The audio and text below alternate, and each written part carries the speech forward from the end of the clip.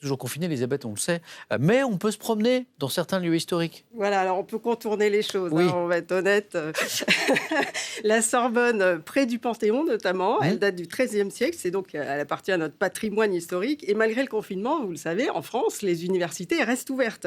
Donc la galerie d'art de l'aile Soufflot, d'art contemporain de Panthéon-Sorbonne, Ouais. elle est située à l'intérieur de l'université et elle reste accessible. Donc c'est un lieu de patrimoine historique que l'on peut visiter, notamment pour les étudiants bien sûr, mais aussi pour d'autres personnes qui doivent réserver uniquement par téléphone pour avoir une réservation individuelle. C'est très cadré sur le site Sorbonne Art Gallery. Je vous propose d'entendre tout de suite Yann Thomas, le commissaire de l'exposition.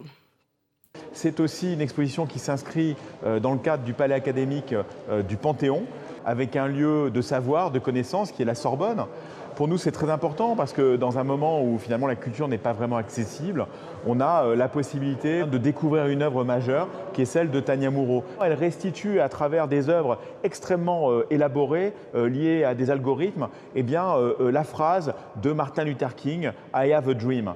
Et donc c'est l'idée aussi d'ouvrir le monde, de ne pas refermer les esprits. Voilà, et vous avez encore quelques jours jusqu'au 26 mars pour découvrir ces œuvres étonnantes qui sont générées à partir d'algorithmes mathématiques. C'est quand même étonnant à voir. On vient de le voir, Elisabeth, donc il y a les visites individuelles possibles sur réservation téléphonique.